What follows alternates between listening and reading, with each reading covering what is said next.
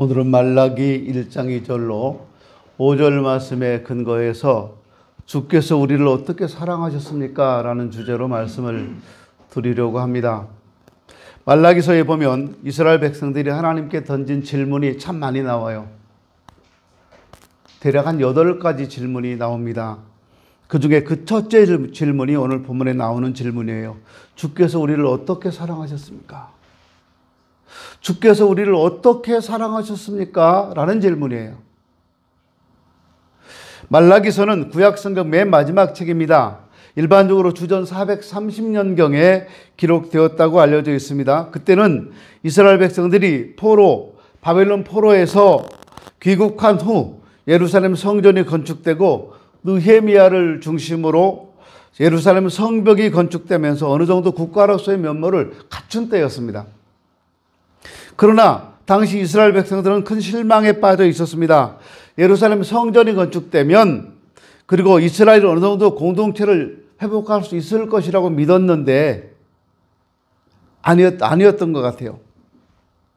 이스라엘, 우리가 잘 아는 것처럼 이스라엘은 단순한 한 나라가 아닙니다. 이스라엘은 여호와 하나님을 신앙하는 신앙을 중심으로 한 신정 공동체입니다. 그 신정 공동체의 중심은 당연히 성전이에요.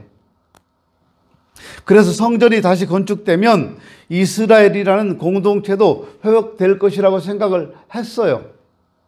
그런데 성전을 건축하고 난 후에도 이스라엘 백성들의 삶은 여전히 곤비해 있었습니다. 그리고 성전 건축을 완성한 후 약 70년이 지났을 때 느헤미야가 이끄는 제3차 포로 귀환이 이루어지면서 예루살렘 성벽도 재건이 됩니다. 한 나라 수도 성벽이 재건되었다는 것은 주권이 회복되어 감을 의미합니다. 성전 건축이 이스라엘 내부적으로 결속하는 힘이라고 한다면 성벽 재건은 이스라엘의 주권이 외형적으로 갖춰져 있다라고 할 수 있어요.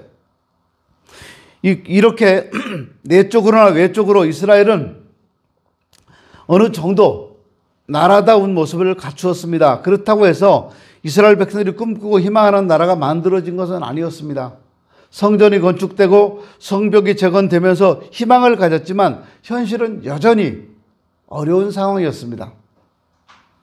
정치적으로는 여전히 페르시아 제국의 통치를 받아야 했어요. 물론 부분적으로는 자치권을 보장받긴 했지만 그것이 오히려 불안한 삶을 초래하는 결과를 가져왔습니다. 페르시아 제국의 통치가 약화되면서 이스라엘 주변 나라들이 이스라엘을 공격하기 시작합니다. 그래서 약탈을 당하고 괴로움을 당하고 더구나 오랜 가뭄으로 대부분의 농경지가 황폐화되면서 포로에서 돌아온 이스라엘 백성들이 경제적으로 아주 비참하게 살아야 했어요. 이게 딱 그렇게 맞아떨어졌어요. 포로지에서 돌아오면 그러니까 바벨론이라고 하는 곳에 잘 살았어요. 근데 거기서 포로지에서 돌아와서 내 나라로 돌아오면 잘 살 수 있을 것이라는 꿈을 갖고 왔는데 자기 나라에 돌아온 그때가 바로 가뭄이 들어서 흉년이 들어서 먹을 것이 없는 때였어요. 포로지에서 돌아와서 보니까 먹을 게 없어요. 아무것도 없어요. 그래서 국민들은 경제적으로 아주 비참했고 힘들게 살아야 했습니다. 꿈과 희망을 안고 고국에 돌아왔지만 눈앞에 나타난 현실은 부족하고 싶을 정도로 비참했다 그 말입니다. 이스라엘 백성들이 꿈꾸는 나라는 다윗의 왕국이 회복되는 것입니다. 그것을 이스라엘 백성들은 메시아 왕국이 도래하는 것으로 생각했어요. 메시아 왕국이 되면 나라는 주권을 회복하고 백성들은 풍요와 평안 가운데 살 수 있을 것이라고 생각했습니다. 근데 갈수록 삶은 피폐해지고 더구나 나라의 지도자들이라고 하는 사람들은 부정과 부패가 엄청 심했고 거기에 종교 지도자들까지 부패해서 신앙을 떠나 자기들의 이익만 추구하는 데 몰두해 있었습니다. 그러니 일반 백성들의 삶은 말할 것도 없었습니다. 지도자들이 나라를 잘 이끌어야 희망을 가져볼 수 있을 텐데 지도자들이 하나님을 떠나자 백성들도 하나님을 떠났고 여전히 곤궁한 삶 속에서 겨우겨우 목숨만 연명해가는 이런 상태에 이르고 있었습니다. 그때 나타난 선지자가 말라기입니다. 말라기 선지자가 나타나서 영광스러운 메시아 왕국은 반드시 도래할 것이라고 선포했어요. 인간의 눈에는 느린 것처럼 보이고 여전히 세상은 악한 사람들이 지배하는 것처럼 보인다 할지라도 하나님의 나라는 반드시 이루어진다라는 것이 말라기 선지자의 외침이었습니다. 그렇게 말라기 선지자가 하나님을 떠나 절망 가운데 있는 백성들에게 하나님 말씀을 선포하자 이스라엘 백성들이 말라기 선지자가 선포한 말씀에 의문을 제기하면서 질문을 쏟아냅니다. 그 질문이 말라기서에 8개나 기록되어 있어요. 그 중에 첫 번째 질문이 뭡니까? 오늘 본문에 나와 있는 겁니다. 하나님께서 말라기 선지자를 통해서 난 너희를 사랑한다 말씀하시니까 백성들이 질문합니다. 주께서 어떻게 우리를 사랑하셨나이까? 주님께서 어떻게 우리를 사랑하셨는데요? 이렇게 질문을 해요. 이 질문은 말라기서에 나오는 나머지 7질문의 근간을 이루는 질문입니다. 이 질문은 이스라엘 백성들의 질문만이 아니라 현대를 살아가는 우리가 끊임없이 던지는 질문이기도 합니다. 하나님께서 우리를 사랑하신다는 사실은 불변의 진리입니다. 성경은 끊임없이 우리 인간을 사랑하시는 하나님의 사랑을 그려주고 있습니다. 그리고 그 사랑은 성경 속에만 존재하는 사랑이 아니라 오늘 우리에게도 전달되는 사랑입니다.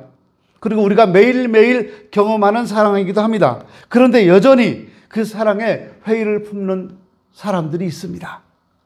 하나님의 사랑을 깨닫지 못하는 사람만 아니라 하나님의 사랑을 깊이 경험한 사람조차도 때로 하나님의 사랑에 대해서 회의를 가져요. 그게 바로 이스라엘 백성들의 모습이고 우리들의 모습이기도 합니다. 주님께서 우리를 어떻게 사랑하셨습니까? 어떻게 사랑하셨다고요, 나를? 어떻게? 여러분 느끼고 계십니까? 하나님이 여러분을 사랑하신다는 거? 어떻게 사랑하셨습니까? 하나님 나를 어떻게 사랑하셨는지 여러분 대답할 수 있겠습니까? 하나님이 나를 어떻게 사랑하셨는지를 모르니까 그 사랑을 깨닫지 못하니까 하나님을 향해서 어떻게 사랑하셨냐고 이렇게 질문할 수 있는 거예요. 마치 자녀들이 엄마 아빠가 나를 어떻게 사랑했는데 뭐 해줬는데 하는 것과 똑같아요. 말문이 탁탁 막히죠. 부모님들이 자녀에게 해준 것을 말로 표현할 수 있을까요? 부모가 돼보신 분들은 알 거예요. 갓난아기 태어나서 울고 불고 잠도 안 자고 할 때 밤새 진자리 바른자리 가려가면서 안아주고 흔들어주고 그렇게 하면서 아기 재우고 엄마 아빠는 한쪽 가서 졸려 죽겠는데 참고 견디면서 애가 조금만 소리 내면 번뜩 일어나서 안아주고 이걸 사랑이라고 하지 않나요? 사랑하지 않으면 이거 안 돼요. 그런데 다 자란 자녀들이 엄마 아빠가 나한테 뭐 해줬는데 그래요.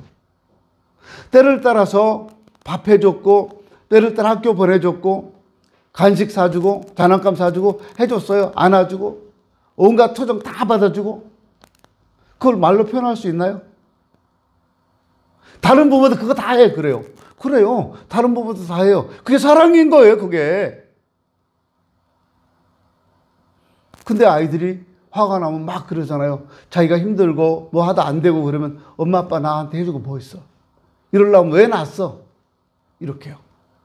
이러려고 낳은 거 아니지.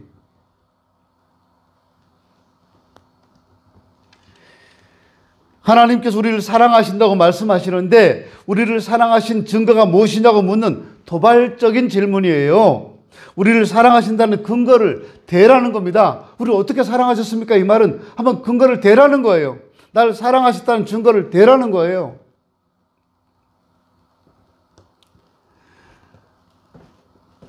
그래서 하나님께서는 야곱의 이야기를 말씀합니다. 우리가 잘 아는 것처럼 에서와 야곱은 쌍둥이입니다. 어머니 뱃속에서부터 경쟁이 아주 심했던 에서와 야곱인데 하나님께서는 동생인 야곱을 선택하셔서 이삭의 계보를 잇게 하셨습니다. 당시 고대 사회에서는 장자가 가문의 후계자가 되는 것은 너무나 당연한 일반적인 관습이었습니다. 그런데 하나님께서는 장자인 에서가 아니라 둘째인 야곱을 약속의 후손으로 삼으셨고 그 야곱을 이스라엘의 조상이 되게 하셨습니다. 오늘 본문에 내가 야곱을 사랑하였고 에서는 미워하였다라고 말씀하셨는데 좀 더 우리가 알아듣기 쉽게 번역하자면 내가 야곱을 선택하였고 에서는 선택하지 않았다는 뜻입니다. 선택했다는 말은 당신의 소유로 삼으셨다는 겁니다. 하나님의 소유로 삼으셨다는 거예요. 그렇습니다. 하나님께서는 야곱의 후손인 이스라엘 백성을 당신의 소유로 삼으셨습니다. 하나님의 소유이기 때문에 하나님께서 책임지고 모든 은혜를 베풀어 주셨습니다. 성경에 나타난 이스라엘 역사가 당신의 소유 삼으신 이스라엘 백성에게 베푸신 하나님의 은혜와 사랑에 대한 역사입니다. 그런 기록이에요. 당신의 백성이 애굽 땅에서 400년 넘게 종살이를 하고 있을 때 아브라함과 맺으신 언약을 기억하고 이스라엘을 애굽 땅에서 이끌어내신 분이 하나님이셨습니다. 광야 40년 동안 먹을 것이나 마실 것 걱정 없이 필요할 때마다 공급해 주시고 옷도 신발도 헤어지지 않도록 그들의 필요를 채워주신 분도 하나님이셨습니다. 내 피림의 후손 아낙 자손이 살고 있는 가나안 땅, 크고 견고한 성읍으로 인도해서 정탐꾼들이 두려움에 떨던 가나안 땅을 정복하고 이스라엘 백성들을 그 땅으로 인도하신 분도 하나님이셨습니다. 하나님께서 베풀어 주신 은혜를 잊어버리고 끊임없이 배신하고 등을 돌린 이스라엘 백성들을 끝까지 참고 기다리신 분도 하나님이셨습니다.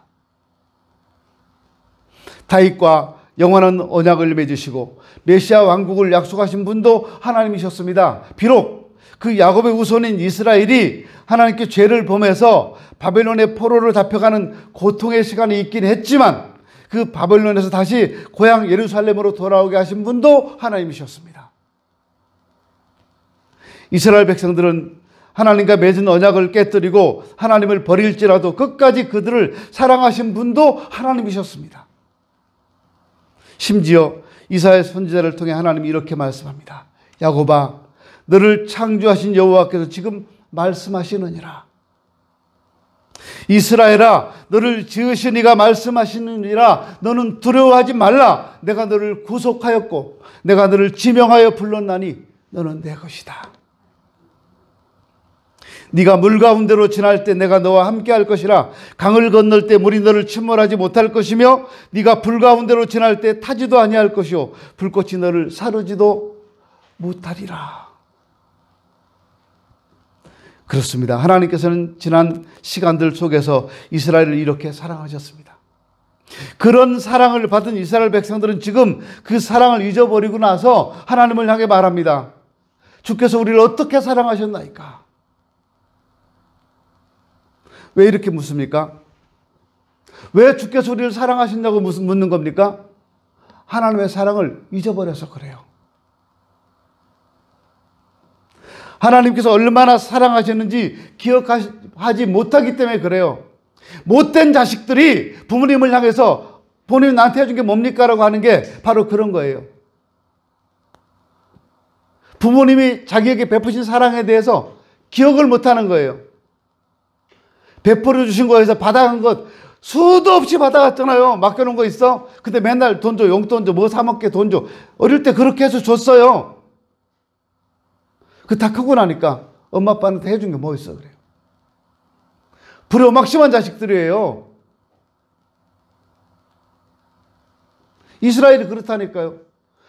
하나님이 그들을 지금까지 사랑하셨어요. 근데 그 사랑을 기억하지 못해요. 그러니까 주께서 우리를 어떻게 사랑하셨습니까? 라고 말하고 있는 거예요. 지난 역사 속에서 얼마나 많은 사랑을 받았는데 그걸 기억하지 못하고 있다는 겁니다. 선택적 기억상실증이라는 말이 있습니다. 요즘 이런 말 많이 쓰죠. 선택적 이거. 선택적 기억상실증이 뭐냐면 말 그대로 모든 걸 다 기억하지 못하는 것이 아니라 나한테 불리하다고 생각하는 것만 기억을 못하는 거예요. 신기하죠? 애써서 나한테 불리하다고 생각되는 것은 지워버리려고 하는 습성이 사람들에게 있다는 겁니다. 이스라엘 백성의 모습이 마치 그와 같다는 거예요. 근데 여러분, 이스라엘 백성들만 그렇습니까? 오늘 우리도 그렇지 않습니까? 곰곰이 생각해 보면 우리에게 베풀어 주신 하나님의 사랑과 은혜가 얼마나 큰지 몰라요. 근데 우리는 그걸 애써 기억하지 않으려고 하는 것처럼 하나님의 사랑을 기억하지 못합니다. 그래서 불평하는 거예요. 때로는 하나님께 어리석은 질문도 던집니다. 하나님, 우리를 사랑하신 건 맞습니까? 하나님, 우리를 선택하신 건 맞습니까? 우리를 축복하신 건 맞습니까? 맞다면 증거를 대보세요. 하나님 나를 사랑하신 증거가 뭡니까? 하나님께서 우리를 사랑하신다는 또 하나의 분명한 증거가 있습니다. 그것은 바로 오늘을 살아가는 우리의 모습 속에 있습니다. 오늘 본문에서 하나님께서는 우리를 사랑하신다는 증거가 무엇이냐 묻는 이스라엘 백성들에게 에서의 이야기를 하십니다. 그 에서의 우선이 4절에 나와 있는 에돔이에요. 그 에돔이 무너뜨림을 당했습니다. 그런데 그들은 다시 일어날 것이라고 호언장담하고 있는데 하나님께서는 결코 그렇지 못할 것이다. 니들 싸우면 내가 헐어버린다. 하나님은 그러시잖아요. 뭘 말씀하시려는 겁니까?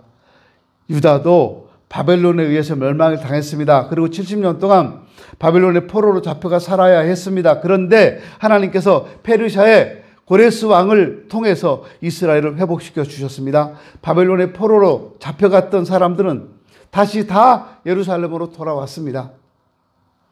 비록 지금 상황이 너무 힘들고 절망적일지라도 하나님께서는 결코 이스라엘을 포기하지 않으셨어요. 애굽에서 400년 동안 노예 생활을 할 때도 하나님께서 그들을 기억하시고 그들을 애굽 땅에서 건져내신 것처럼 바벨론에서도 그렇게 건져내셨습니다. 그리고 광야를 거쳐 가나안으로 인도하신 것처럼 지금 이스라엘도 영적 가나안의 시대로 인도하실 것입니다. 어쩌면 지금이 광야와 같은 때일 수도 있습니다. 우리에게. 어렵고 힘든 삶을 살고 있기 때문에 그렇습니다. 그럴지라도 하나님께서는 이스라엘을 결코 잊지 않으셨고 여전히 그들을 사랑하시며 인도하고 계십니다. 근데 에돔은 어떻습니까? 하나님, 에돔도 무너뜨림을 당했습니다. 남유다가 바벨론에 멸망당한 것처럼 에돔도 망했습니다. 그런데 에돔과 유다가 다른 점이 있어요. 그것은 에돔은 다시 일어서려 하지만 결코 일어서지 못한다는 거예요. 하나님이 계속 무너뜨리시기 때문에. 지금 유다는 쓰러질 것만 같이 힘들고 어려운 때지만 하나님께서 반드시 일으켜 주실 것이라고 말씀하고 있습니다. 이것이 차이점이에요. 유다는 하나님의 소유이기 때문입니다. 하나님께서는 당신의 소유를 결코 포기하지 않으십니다. 우리를 한번 생각해 보세요, 여러분. 우리의 삶의 모습이 어떻습니까? 하나님의 사랑이 눈에 보이지 않아 불안하십니까? 하나님께서 나를 사랑하신다는 증거가 없는 것 같아서 불만이 있으십니까? 우리 이거 하나만 분명히 기억하십시다. 우리는 하나님의 것입니다. 그리고 하나님께서는 당신의 소유된 우리를 결코 잊으신 적이 없으십니다. 당신의 손에 새겨 놓으신 것처럼 우리를 결코 잊지 않으세요.